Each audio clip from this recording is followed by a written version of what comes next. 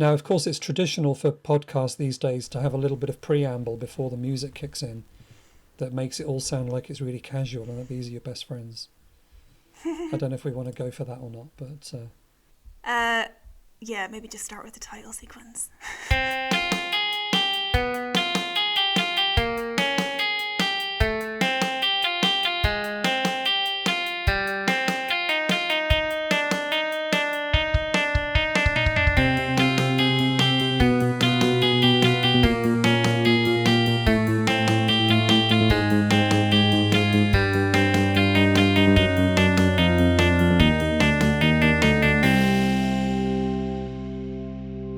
Hello and welcome to Second Features, and this is our first episode.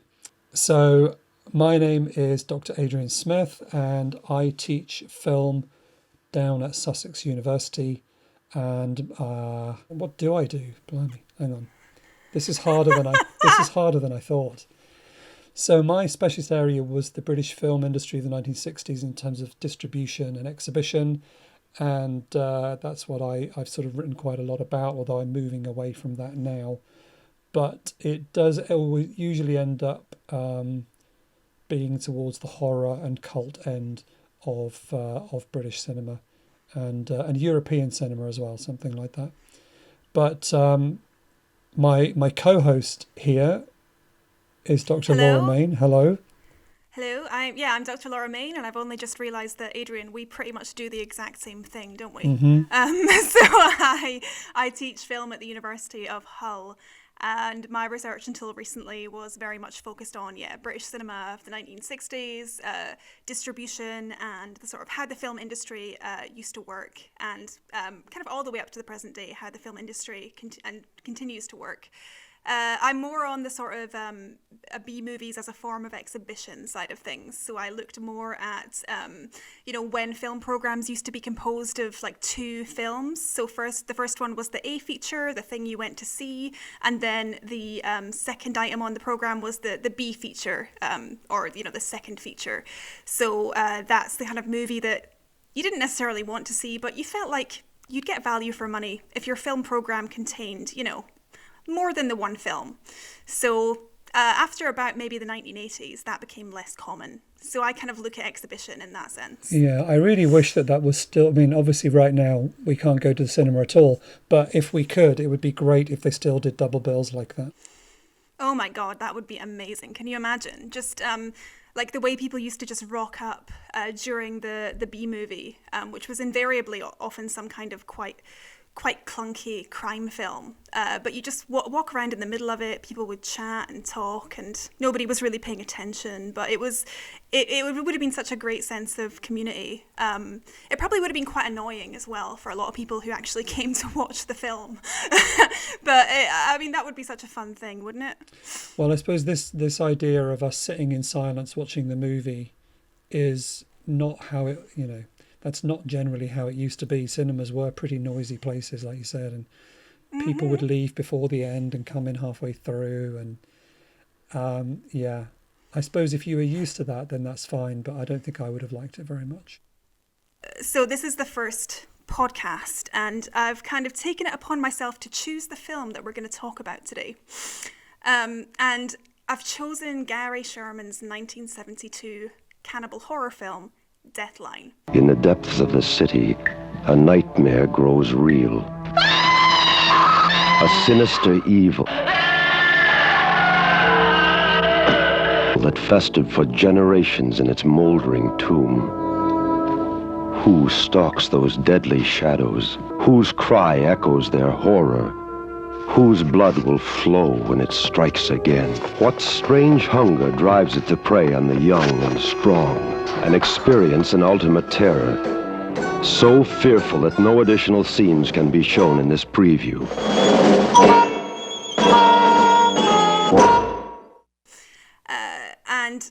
Just to talk a little bit about why I chose this film for the first podcast. It's because I've watched, in my research on British cinema and on, lesser known films from independent distributors, more low budget films, horror films, it's quite rare that I've come across something and I know this is kind of mean, but it's quite rare that I've come across something that I think genuinely this is one of the best kinds of this type of film I have ever seen. This is one of the best examples of British cinema or horror cinema that I've ever seen. But when I watched Deathline, I was like really pleasantly surprised and kind of just bowled over by how great it was. And I mean, there's a lot of good films out there, but it was so surprising to me that Deathline just wasn't that well known. So I ran across it a few years ago before it was released on kind of Blu-ray. And it was there was a DVD release knocking about, but it just wasn't very well known. And I thought this is pretty incredible that nobody's talking about this film. And it's also quite a really different film for British cinema in the sense that it's doing stuff that British horror cinema up until that point hadn't ever really done before. So, it was really gory, but it was also looking at these interesting kind of social themes around class. And it's quite a kind of thoughtful, intelligent film, as well as being quite a horrific and gruesome film. Yeah. So it's definitely not a Hammer horror film. Yeah, I mean, that's what's interesting about it. It seems to be one of the first British horror films that recognised what was going on in American horror. And, because in Britain we talk about people like Hammer and Amicus, and they were still they were struggling to modernise, and they were still making Gothic horrors and the sort of creaky stuff that had been popular 5-10 years earlier, but was looking increasingly old-fashioned. I mean, I think, around this time Hammer was still making things like Lust for a Vampire. And then you've got a film like this, which is so modern and so kind of extreme for a British film, and it's got much more in common with something like Night of the Living Dead. So yeah, it's amazing how it just sort of came out of the blue, and then gradually just got forgotten about. I mean, I think when it was released, Robin Wood loved it. Yeah, the great critic Robin Wood just adored the film. But apart from that, it didn't really get a wide release or reception. It was, it's an odd one. But it did kind of seem to come out of nowhere. And I mean, just to kind of recap the plot for those of you who haven't seen the film, it's about these two students called Alex and Patricia. So that's how we begin the film. They are exiting the last train to Russell Square, and they find a man who is lying on the stairs of the station. He looks drunk, and they kind of try and find out who he is, but then it turns out that they kind of go back and look for him, and he's gone, and they don't know what happened. And a police officer who is played by Donald Pleasance, who is amazing in this film, called Inspector Calhoun. He's called to investigate, and he finds that this man is one of a handful of people who've recently gone missing from Russell Square Station. And from this point on, it kind of maybe gets a bit spoilery, but to be honest, this is revealed quite early on in the film anyway. It's revealed that people have been going missing from the station, and at the same time, there are these strange people living underneath Russell Square Station. And the detective finds out about this cave-in that happened when the station was being built. And apparently a lot of workers were trapped under rubble. And it was assumed they were dead, but actually they weren't. And they actually kind of made a society. And they survived over the years by... It's kind of the assumption marrying each other or having relationships with each other. It's a bit... I'm not really sure how many workers there were originally who were supposed to be kind of trapped under this rubble, but they've kind of this was kind of about 100 and odd years ago, so it was kind of in the late Victorian period. I mean, if we could address just that the elephant in the room here for me is that these people were digging tunnels and then there was a cave in and they got stuck. But if they're digging tunnels, why couldn't they dig themselves out? That's... Oh my... yeah, that is a bit of a plot hole. Yeah. And was it I mean, this is a question perhaps we can ask our guest later, but was it common for women to be involved in digging tunnels in Victorian London? Yeah, see, I hadn't even thought about that. That hadn't entered my mind. Just to rain on everyone's parade there, but that's a bit of an odd part of that. I mean, you have to just accept it and move on, I suppose. Well, okay, so maybe the women were stolen. They were commuters. That's who true. Were kind of kidnapped and then became part of that society, possibly. Maybe. So, haha. In your face, there is an explanation. So yeah, as long as we don't go too deeply into that, I think the premise of the film is quite interesting. Yes, over the years, these cannibals have been stealing commuters and eating them. But what's really interesting is that they're not just monsters. Like they're kind of painted in quite a sympathetic light. So this is kind of where there's a sort of social theme to this film, where there's a kind of criticism of the the industry and the government and the structures of society that allowed these people to get trapped, these workers to get trapped.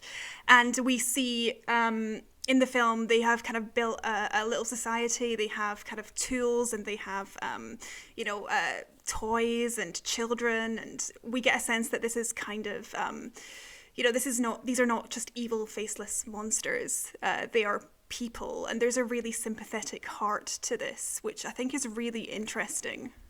It is. I mean, again, not wanting to just try and pick holes in this, but the thing that always puzzled me with this one is if there presumably were several people at the beginning, and like if they've had children and then those children have had children, I was never really entirely sure why there was only one person left by the time one guy and his wife. By the time we get to this point, like where did everyone else go? Because if they were all having children, there should be, like you said, like a small society down there. And I've never been quite sure. And also, clearly, if they're able to abduct people from the tube, that means they could just get out. So why are they still down there? These are questions that this film raises. These are very, very pertinent questions. Yeah, if they can abduct people, then they can see the exit sign of the tube station. They can potentially make their way to the Northern Line, for example. The film would have been very short, so... It would have been a very short film, yeah. There wouldn't have been a film at all, because they would have escaped years before. Yeah. So that's a tricky one. It's not really. Yeah, I mean, you just have to accept the premise and move on, because it's what's great about this film is the atmosphere that's created, and the use of the sets and the location shooting and the performance, like you said, the sympathetic performance of the last man down there is the man. All of that stuff means you have to accept this quite improbable scenario and just enjoy it.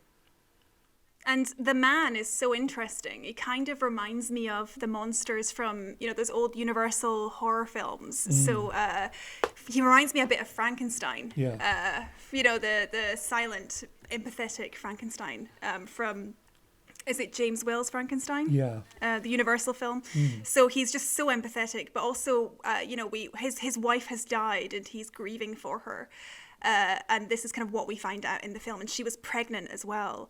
So we get a sense of him as like a grieving kind of emotional character. And he doesn't talk at all, basically, apart from one phrase, which is mind the doors. Yeah. Which he's heard the tube person saying. And that's all he knows how to say is mind the doors, which is kind of a bit ridiculous, but it's supposed to kind of be quite poignant, and I think it kind of is. Like, it is quite a poignant film that really tries to humanize this monster. Mind the doors! Because it's only been 70 years since the cave-in. So again, the idea that they've somehow forgotten all their language is a bit odd. But then, I'm sorry, I didn't intentionally come on here to just pick holes in it. But like I keep saying, I personally, when I watch the film, I don't let that stuff bother me. I just enjoy it. It sounds like you let that stuff bother you a lot. Yeah, sorry, no. I mean, logic is not something that you need to really worry about. In a lot of horror films, you have to just accept the internal logic. This film is just so ballsy, Deathline, in terms of what it does and how it experiments with the form.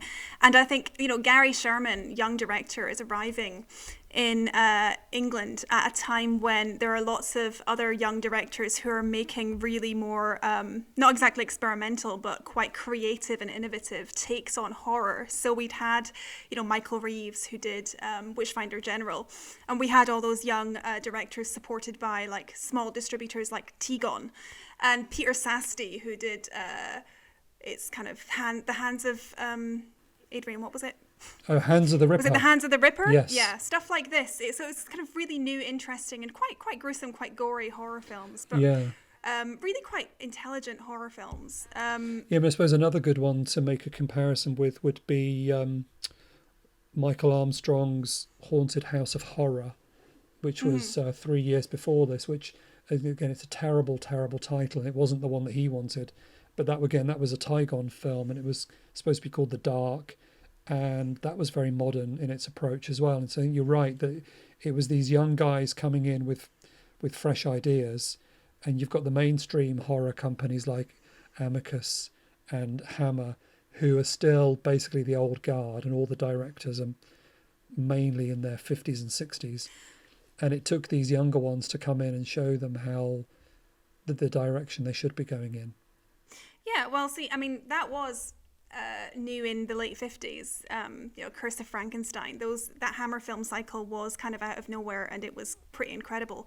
But by this point, they'd been going for 12, 14 years, and it was a formula that was quite recognizable and maybe getting a bit kind of well worn. So this kind of, Gary Sherman and directors like him kind of came along and rejuvenated this, and maybe had more freedom to do more because they were working in quite a low budget genre, and maybe there is a little bit more creative freedom there. It's quite unusual, certainly, to see an 8.5 minute long take tracking shot in a British film of this era, of any era. I don't quite think it's a long take in the sense that it's an unbroken shot, because I think but it looks like one. There's a bit in Deathline which just gives you a sense of how horribly gruesome this film is, but how amazing. When we're introduced to the man who is living underground, the first time we meet him, we have this long tracking shot that seems to last forever of his lair, and we sort of move so slowly around his lair, and the camera alights on things like just bric-a-brac and little kind of household bits and pieces, but also kind of we take in severed limbs and the evidence of that people have kind of been eaten and dismembered. And we kind of make no distinction between these things. And we end up sort of alighting on the man at the start who's been kidnapped, Manfred. And we see that he's actually still alive, and he's looking around at all this gruesome stuff.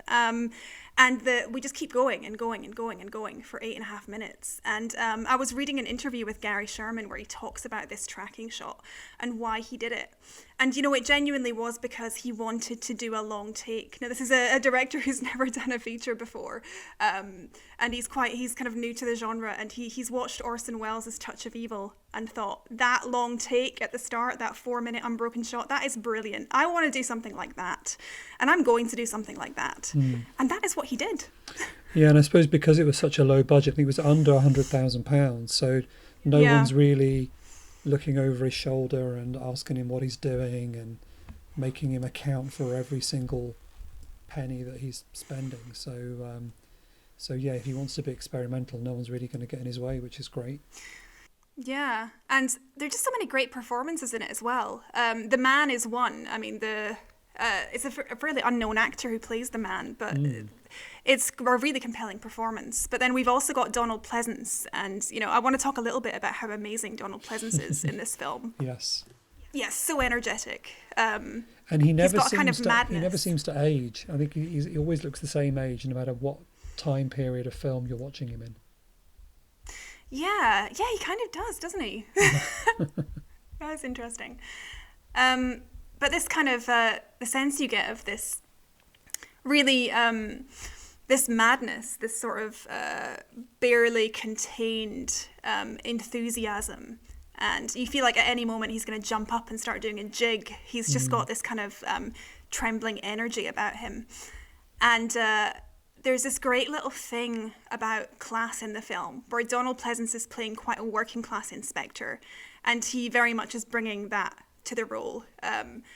And Christopher Lee is playing a government official who is really upper class to the point where he's wearing, I don't know if it's exactly a top hat, but it is a kind of an extravagant hat and a suit and a cane. So they're very much positioned against each other. Yeah. One's upper class and one's lower class, one's working class. And that's kind of paralleled in the whole kind of the plot of the film where the workers get trapped underground and the government try and cover it up.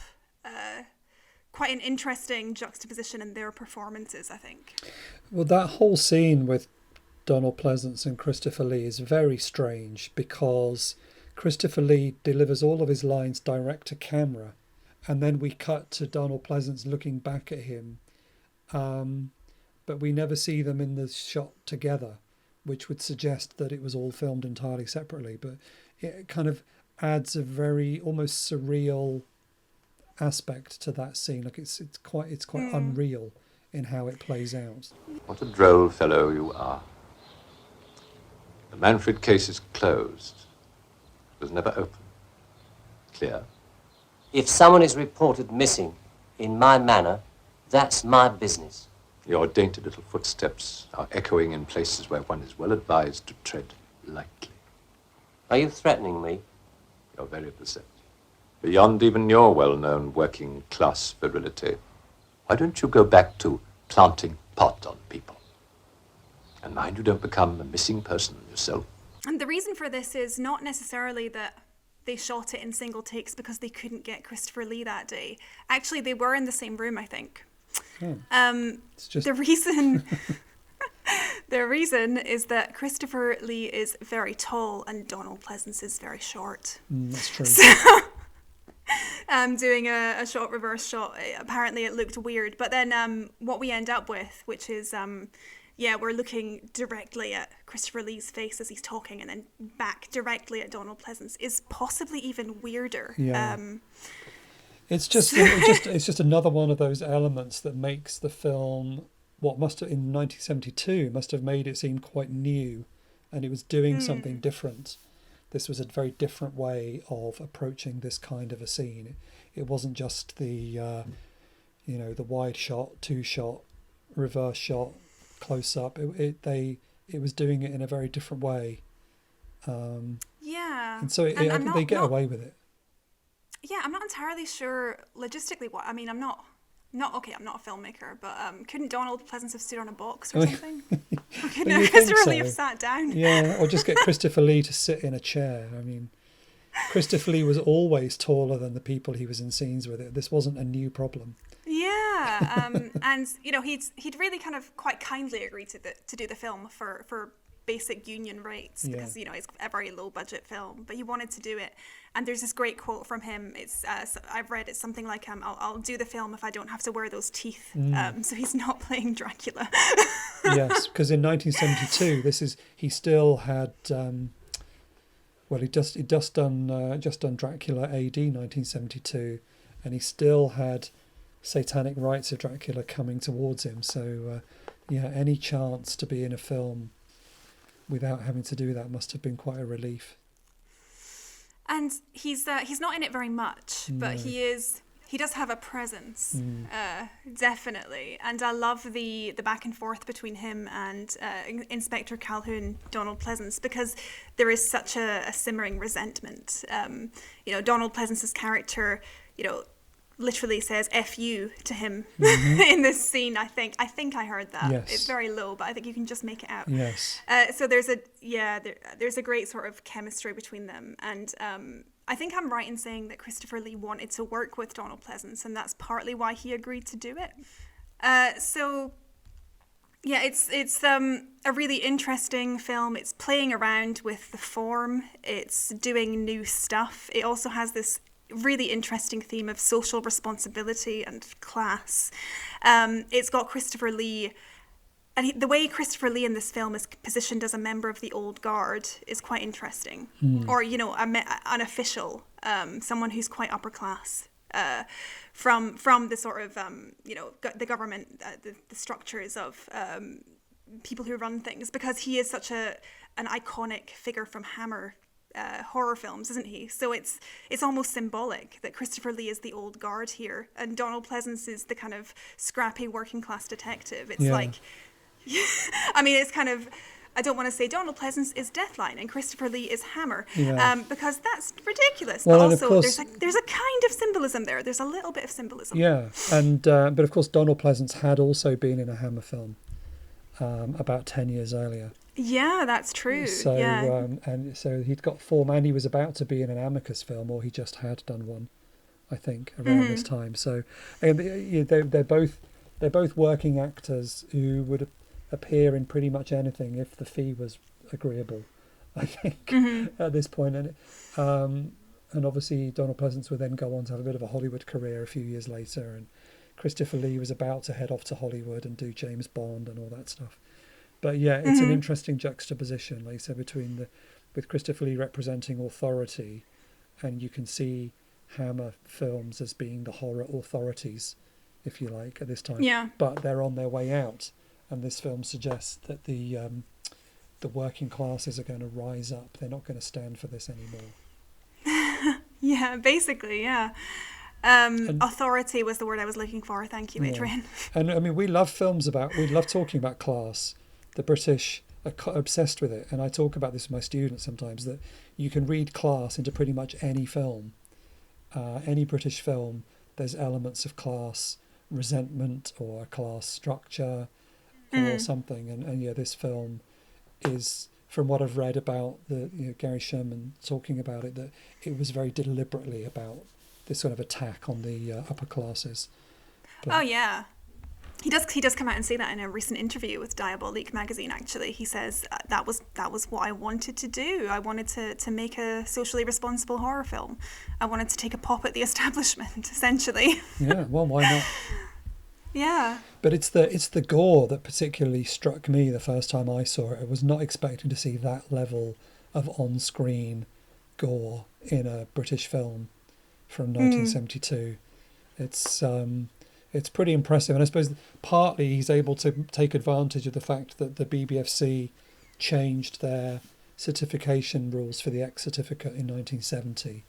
So post 1970, you do start to get more and more explicit elements coming into British films because it was for 18-year-olds now instead of 16-year-olds, and that seems to have made a big difference as well. Oh yeah, I kind of forgot about that kind of bit in the early 70s in British cinema where there was this controversy because the rating system had changed and there were a number of films that were so explicit, and there was a big censorship controversy at that time, wasn't there?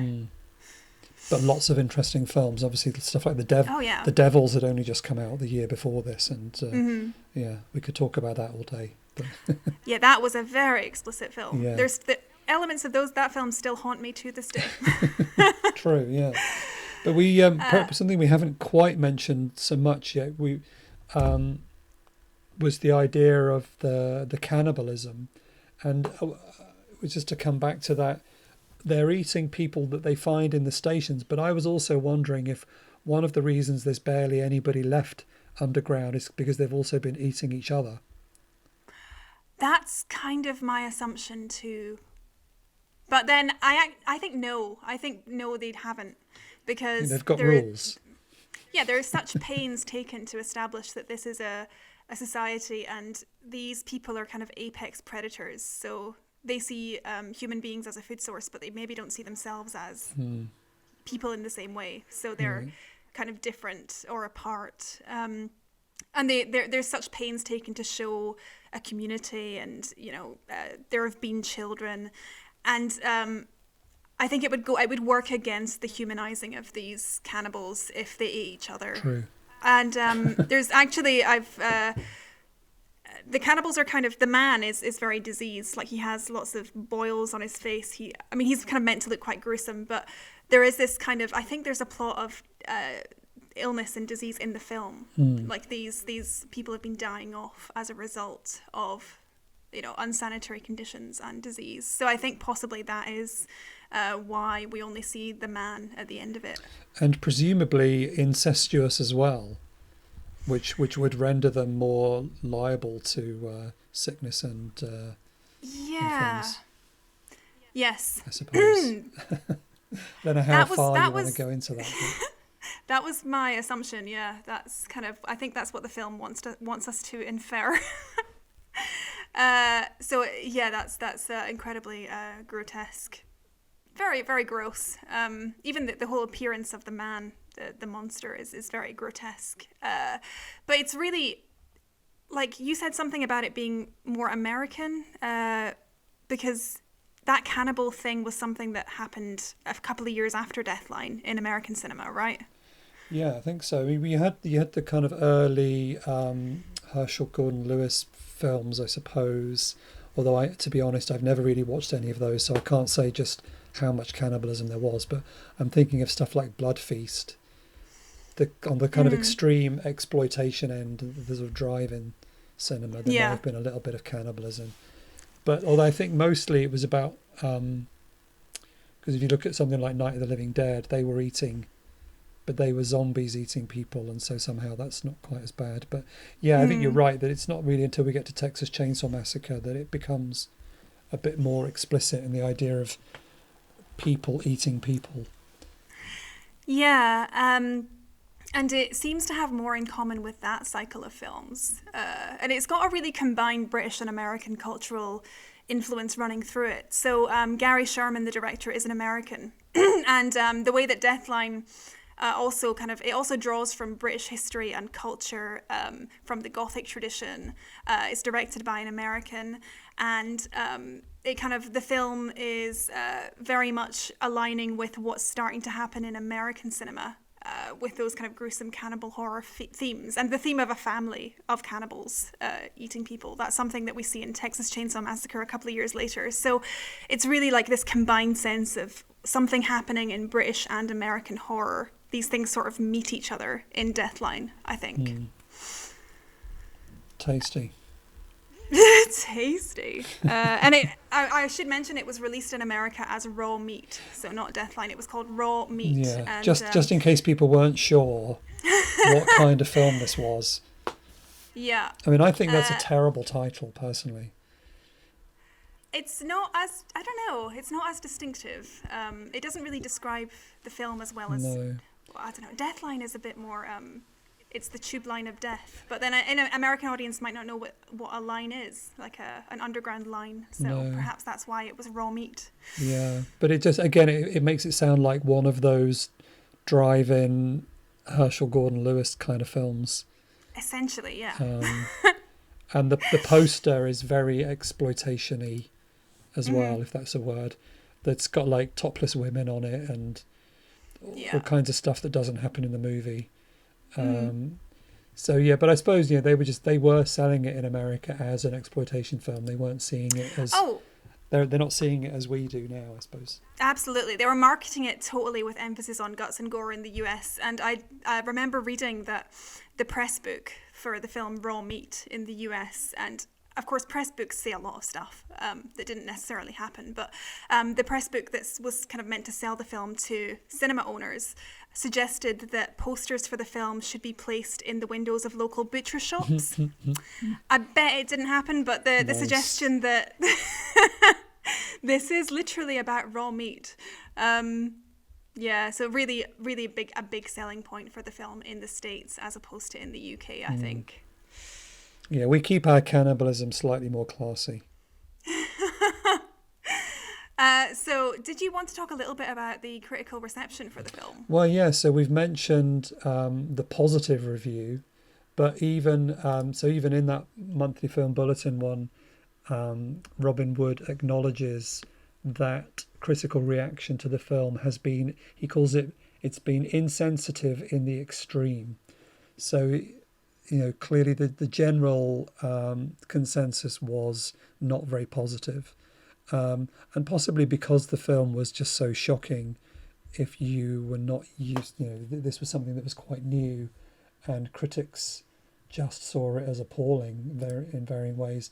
There's quite an interesting review from Roger Ebert, famously very often does not get cult cinema, despite having written some of it himself in his earlier days. But yeah, he's really not very kind to the film at all. Like, he complains about the acting of some of the characters. I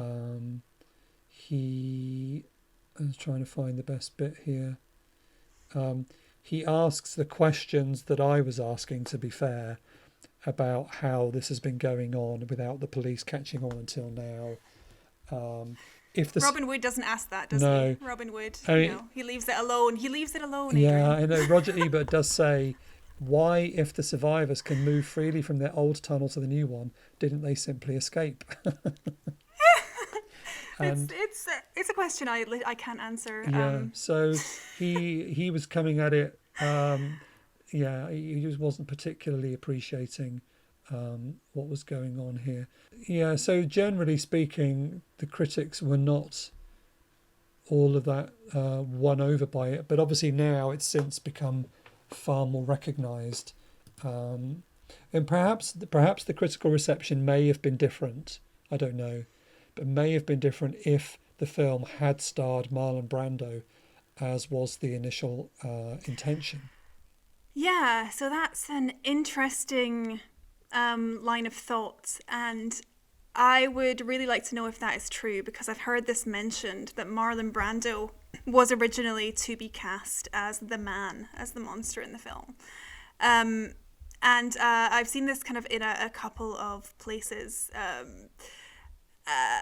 However, in the interview that Gary Sherman did with Diabolic magazine, does he talk about this?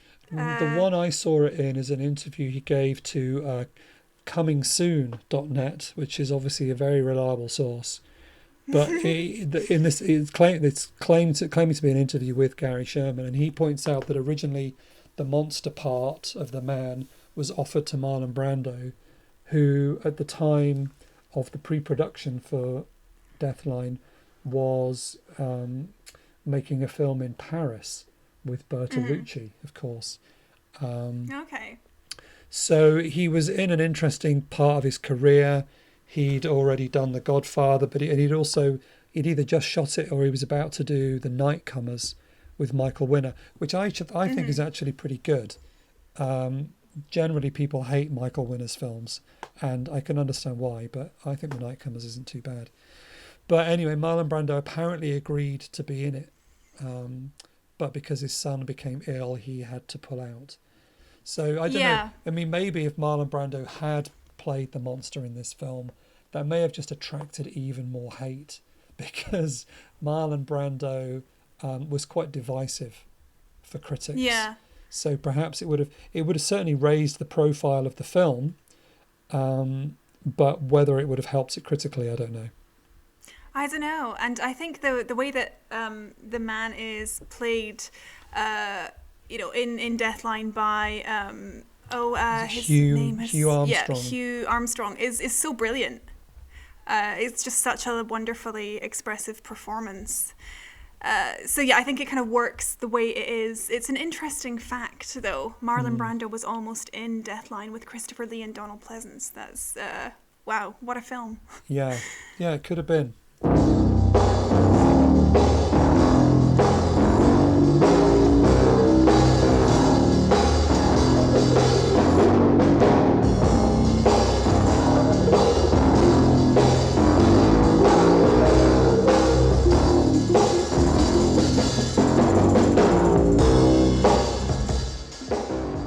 And Paul is the best guitarist in the world.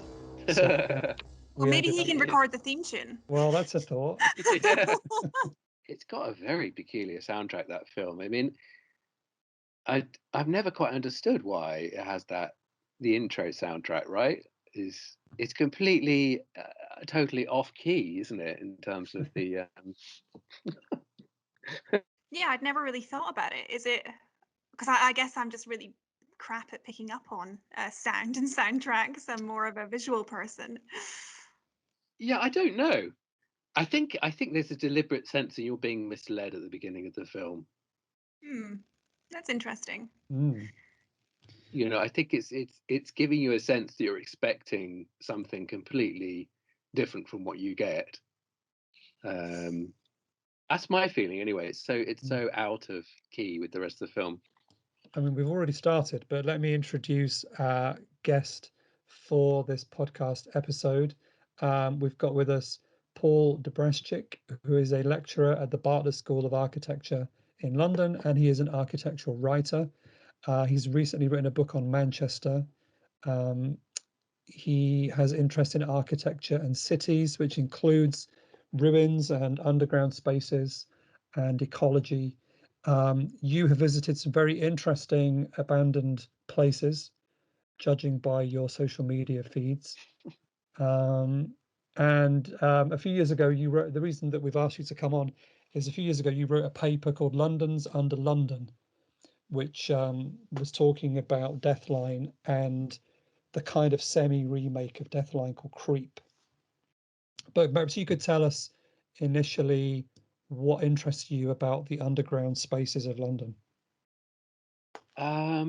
Yeah, so I sort of started my life as a researcher, doing a PhD anyway, looking at the development of London's sewerage system in the 19th century. And I guess what interested me about it was this kind of there's a quote in the film. In fact, it happens twice where it's said of the underground London that it's like a rabbit warren, and I think that sort of encapsulates my own fascination. This kind of hidden world that is incredibly difficult to work out and to kind of picture and to have an image of. And I found it really stimulating, like for my imagination more than anything else. And that sort of ran throughout, although the PhD was a really kind of, what do you call it, a meticulous, rigorous piece of work. The thing that stayed with me, I think, was this strong imaginative element that you seem to always get with underground spaces, even really banal ones like the tube. They seem to, something about their invisibility, the fact we don't know them, that is incredibly kind of rich for our imaginations. Like the world of Deathline, is that something that could exist down there? Oh, it really. I don't mean the cannibals necessarily. Yeah, I mean in terms of the spaces, for sure. I mean, even more complicated than is shown in Deathline. So there are 40 or so abandoned tube stations under London. But really, it's a result of the fact that this network developed private. So each line was like a separate private company. So there was no really joined up network. It's kind of like we're led to believe that it's a totally joined up network by things like the tube map, which I mean, it is a joined up network, right? But actually, the way it developed initially was quite piecemeal, and so it led to lots of parts of it becoming redundant over the years as it was increasingly kind of, I guess, rationalized as a network. And it's unique in that respect. So I don't think there's another example of an underground system of trains in any other city in the world that developed in that way and has so many abandoned spaces within it. That's pretty incredible. So there could feasibly be a society of people living in the London Underground that we don't know about. Probably not, though. Probably not. That's the. Although it's unbelievable, the premise of the film, right? It's a fantastic premise. It has a certain kind of sense of it reflects or goes with the reality of there's loads of spaces down there that you could live in potentially.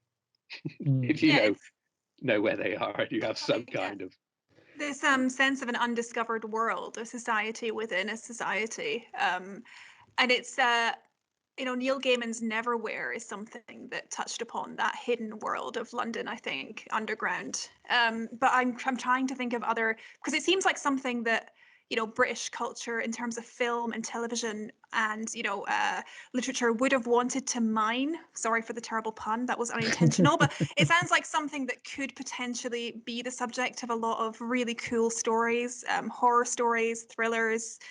So maybe Paul, you got more of a sense of that than I do.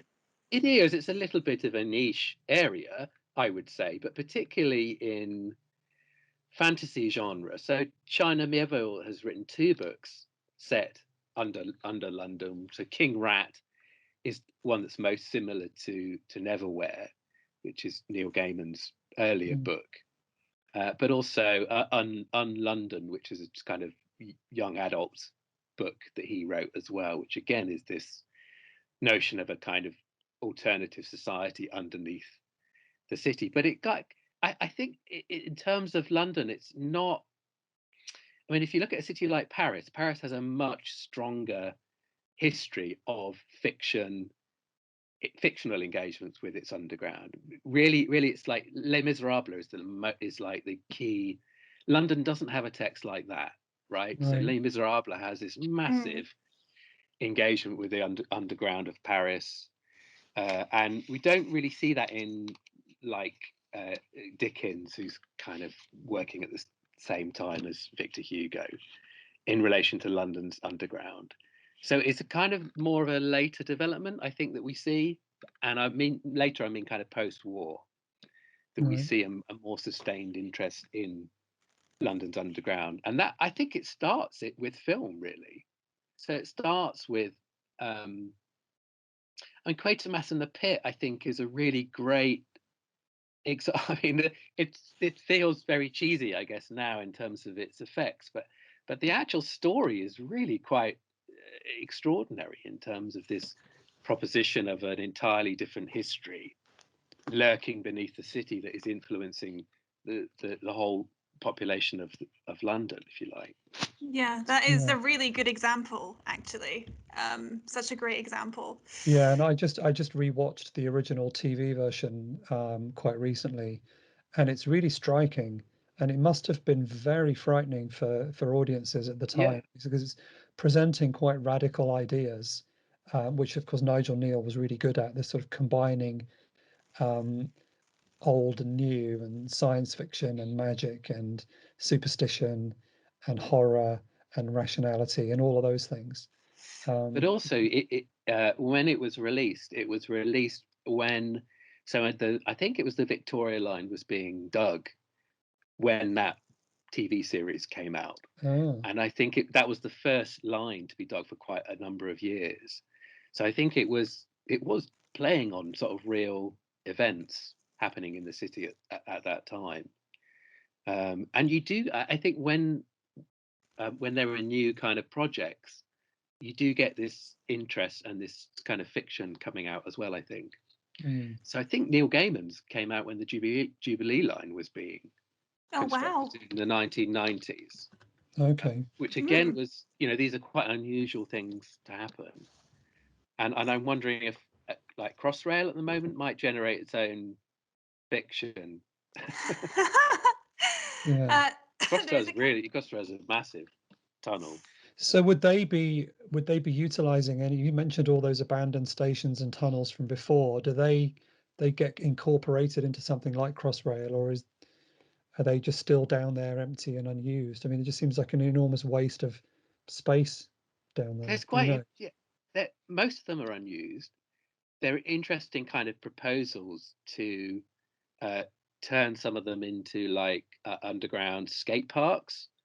or like really exclusive clubs or kind of night venues, basically.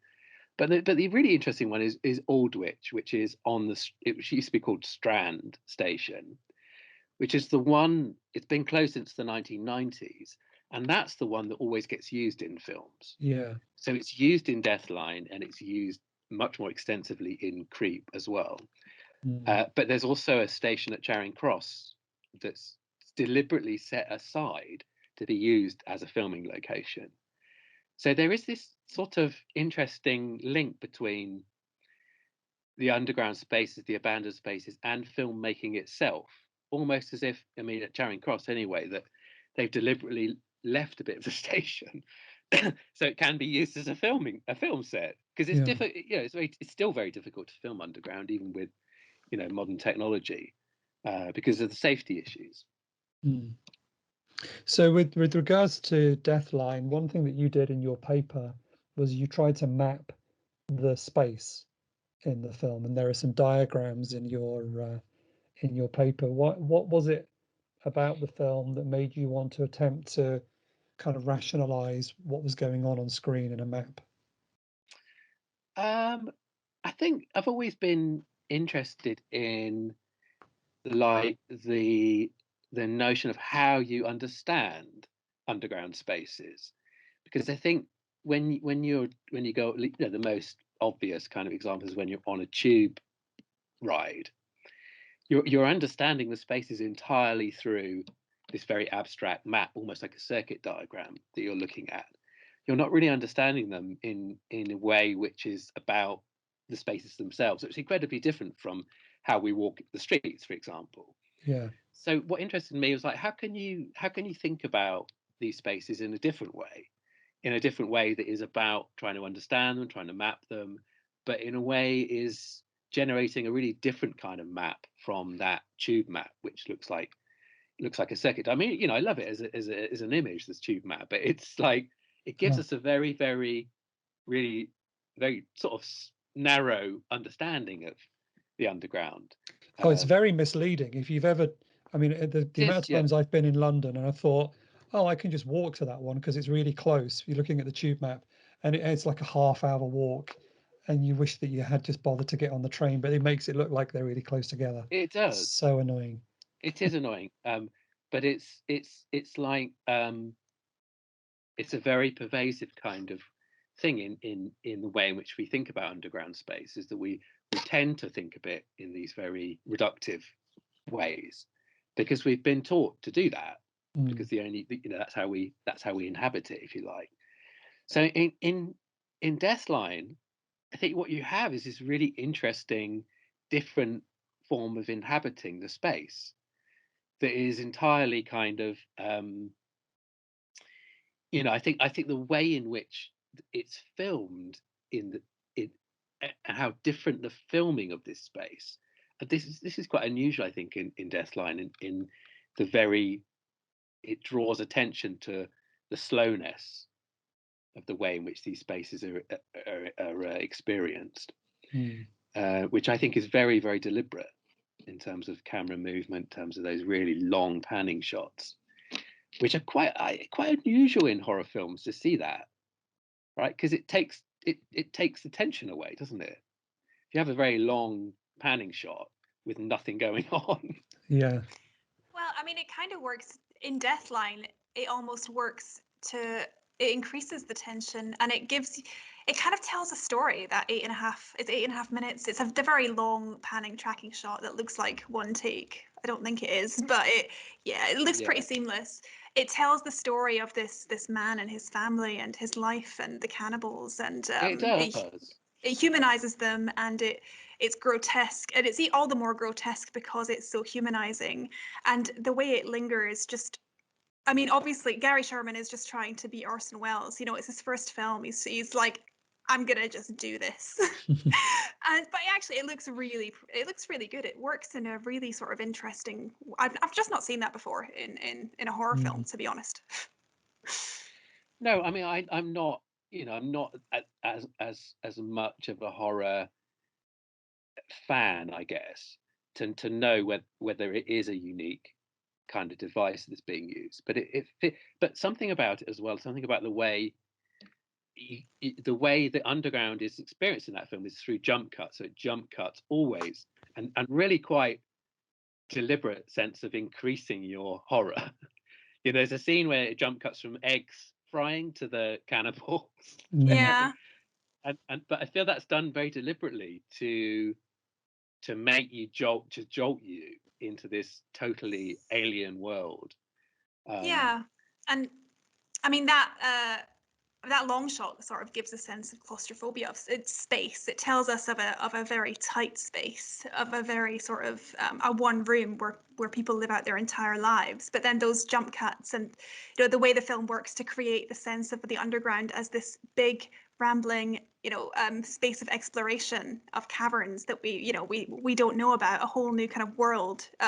It's really interesting to have that contrast between that tiny space and the underground as this city within a city almost. Yeah, I mean, I thought I was thinking about this film in relation to Creep and how different Creep is in the terms of Creep creates a very strong spatial sense of a kind of labyrinth. You move through it as a viewer very, very directly. Whereas in Deathline, you sort of you have this almost like enclosed, almost like tomb-like space. I think that's what I kind of describe it as. You're in and then you're out of it, and then you're in it and then you're out of it, and you never really know how it's connected to Russell Square tube station. The man just sort of appears out of it, and at the end, Alex goes into that space, but you never quite know what the link is. But what's interesting is when you look at maps of where, so the station in Deathline is based on British Museum Station, which is a real abandoned station. It's still there. It's still abandoned. Abandoned in the 1930s. And if you look at an old tube map of London, pre kind of the famous one, you can see that the British Museum Station is in exactly the right place in relation to where it is in the film. And I found that really interesting, that there's, even though we don't know how it's connected, in terms of like where it would be on the map, it's in the right place, in the real place. That is really interesting. Yeah. And that must have been something that was researched, because otherwise it wouldn't work in that way, because it's never shown in the film, but you could walk as the man does from that station to Russell Square. It's so close, it's just a few hundred yards. Wow. So it's right in terms of its like its geography, if you like. And we had a discussion, Adrian and I, about how the man could just, if he can make it onto the platform to kidnap people, he could make it out of the station. So there's a whole kind of we picked at it and it unraveled, basically. Yeah, this is not a plot that you can really delve too much into, because it just falls apart. Yes, but it did, yes, but it kind of like it's also about history, isn't it? So this world that the man lives in it's not just happening now. It's really interesting how there's a whole timeline within that space that you're presented with, 3 generations. I worked out that he's the 3rd generation of cannibals. Yeah. So there was a first generation who, some of them were killed when the tunnel collapsed. They had children, and the man and his wife are the next generation, so the children's children. So if I think it really is important that they've never come out of this space. Yeah, even though obviously they could. Well, especially being tunnelers. Yeah, but this idea of like a real history persisting in the underground, I think, is really powerful. Even though it's ludicrous. I agree, and Paul, you've successfully saved and defended the film from Well done. I was trying to, and I couldn't quite. But yeah, also the fact that cannibals are apart from society is important. I think that they don't see themselves. Obviously, they're eating people, so they don't eat each other. They eat prey, which they think of other people as not them, but as their food source, really. Yes. So they're apex predators almost. They wouldn't live in society because they are apart from society, right? Absolutely. Yes, but also they are the past. So so what I find really interesting is that there are lots of references in the film to the Victorians. So these passing things. So Alex's bookshop, there's a poster for Dickens's centenary, which is 1970, his centenary of his death. Right. So there's this notion that you're being asked to think about the Victorians in a really different way from standard idea of, this notion of this past period. And that's very interesting. I think that's very subversive. This notion that actually the past is like this alien world that we cannot understand and has virtually no relationship to us now. I found really interesting. Yeah, I mean, I kind of love that link with the Victorians because I mean, it's you could construe that as being of the tradition of Gothic horror cinema, but actually, there's not really a lot about it that's very Gothic Hammer. It's more like that underground above juxtaposition reminds me of Victorian fiction, where we're seeing the symbolism of the lower classes versus the upper classes. So, like in H.G. Wells's The Time Machine, we have the Morlocks and the Eloi. So we have this this contrast between above and below. And Victorian culture is very much of dichotomies. These contrasts. So I saw that in Deathline, like that aspect of Victorian culture, which I thought was really interesting. For sure, and it's really interesting that actually it's an American director who sees that, who Yeah. kind of picks up on that, and I think it would be a very different film if it was made by a British director. It wouldn't kind of have this rawness. Again, excuse the pun, because I know it was called raw meat in Yeah. the US. But this notion of the severing of social levels is really key to people like Wells' understand. So Wells is projecting in The Time Machine a future. So he's almost like projecting it forward, not to the 1970s, but as far forward, maybe as far forward, a bit further forward than that. But in a sense, his picturing of the projection into the future is of this total severing of the above ground and the below ground, the working classes and the middle classes, in a similar way to what we see in Deathline. So there's a kind of interesting notion of the past and the future in that film that are going on simultaneously. And certainly watching it now is very odd because you sort of, that's still there, even though it's clearly very dated in many respects, the film. You still have this weird sense of a future, of a past, which is not, it's not buried, it's not dead, it's still there. Yeah. Yeah. And at the end of the end of the film, where I thought that that last mind the doors thing was a bit it's a bit kind of cheesy, right? Yes. Actually, it's saying this is still here. Yeah, this is not put to bed, right? Yeah. Essentially, I mean, it is a very multi-layered film. It's an intellectual film. You can tease out the nuance, and you can really kind of analyze it in depth. It's not. I mean, there are aspects of it that are cheesy, sure, but it's also trying to say something about British history, culture, the past. The space, society, class. It's trying to do so much stuff. And I kind of respect that, especially for someone who is a young director who's never directed a feature film before. It's pretty impressive. Yeah, and like you were saying, the fact that he's American and he comes in, you often see this where the most interesting films are the ones made by outsiders, people who come in and see a society from a different perspective. To, if it was, like you said, if it had been a British director, it would have been a very different film. And there are lots of good examples of that, I think. Like, again, like Roman Polanski making Repulsion is a very different view of London there than if it had been made by a British director, I think.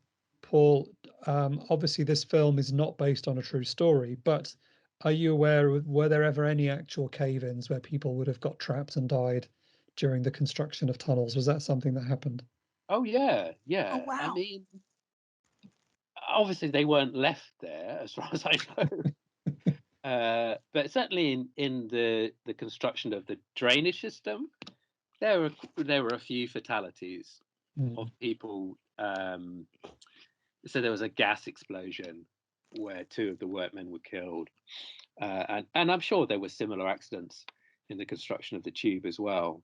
I mean, in a sense, what's interesting is that the story of the construction of this line is fictional. So it's a fictional tube line, but actually it does reflect the time when the deep level tubes were first being constructed, like right at the end of the Victorian period. So again, it has this sort of link with real events, and a real tube line as well. So there's this very clever kind of overlaying of an imaginative space over a real one, which I see as part of the way in which underground spaces are represented more widely in films. There's more license taken with geography of the city, but it is quite precise as well. It has to be as convincing as a film is made above ground, if you like. Yeah, I mean, we see this in regards to New York as well. There are many films that, like Ghostbusters 2 or something like that, where you've got this underground world in New York. Or there's even one of the Spider-Man films where he's got a secret lair. Spider-Man's got a secret science lab in an abandoned tube station. Like this idea of these what happens underground, all this stuff that we don't know has still got currency, I think, not just with London, but with other places too. It does, yeah. And actually quite a lot of underground spaces now are used to store servers for the internet, because they're seen as very secure spaces and very easily kind of managed as spaces. So you can get a totally ambient temperature in an underground space more so than you can above ground, because there's obviously no climate interference, if you like. That's interesting. So they're becoming really mundane in terms of what they're used for, but still this element of secrecy, right? They have to be secret in order to be safe. So there are no maps then of where all these abandoned places are. Have they ever all been properly mapped, or is it very much so there's like I mean, people who do it now, people who are interested in underground spaces now, generally urban explorers. And urban explorers, it's been going on for centuries. People seeking out hidden spaces in the city, but urban exploration is a more sort of self-conscious attempt to actually try and a group of urban explorers in London visited all of the underground abandoned tube stations and photographed them and presumably mapped them as well. So urban explorers are often people, even though what they do is often illegal and generally secretive, there's also kind of a public side to them where they're interested in building archives of these spaces as well and making them accessible. Oh, how interesting. And presumably a bit dangerous. Yes, it is very dangerous because the lines are live, right?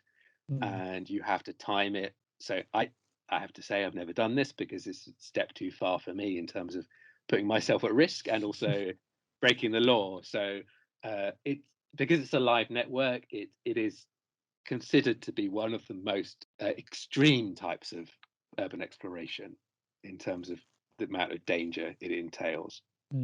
And also your risk of arrest and prosecution.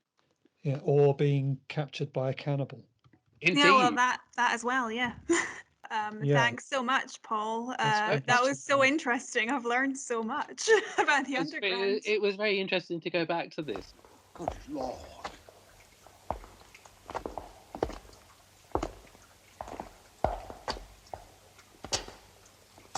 Oh, my God. All these generations have survived. This one's alive. Okay, so we're coming to the end of the podcast now, and I'd like to thank our guest, Paul Dobraszczyk, for coming on and sharing his knowledge and understanding of the underground and his thoughts on Deathline. So you can find Paul on the internet, of course. He has a website called ragpickinghistory.co.uk, and you can also follow him on Instagram just by putting in his name, Paul Dobraszczyk. And if you want to know how to spell that, just look at our show notes, where I'll also put the link on there. And if you've never seen Deathline, you can get it on Blu-ray here in the UK from Network, which we should mention does have an essay in the booklet written by Laura. Yes. You can email us if you wanted to let us know what you think of the show on secondfeaturespod@gmail.com. And they can also contact us on Twitter, can't they, Laura? If you want to tweet either of us, me or Adrian, my Twitter handle, let me see if I can remember this, is Laura Jane Mayne, @LauraJaneMayne. Yeah, that's it. That's easy enough. And what is yours, Adrian? I'm at Retro Ramblings. Ooh, that's good. I like that. Yeah, well, it's the kind of... That's good branding. I'm sort of stuck with it now, but...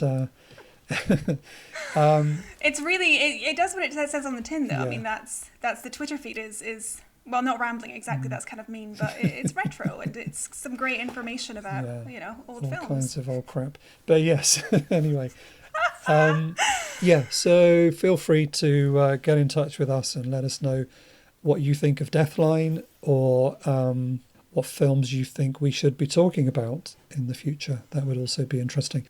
All right. Thanks, everyone, for listening. Yeah. Thanks for listening to our first episode, and we will be back soon. That's it, I think. That's an elegant sign-off. Yeah, really professional. Okay. That'll do, won't it?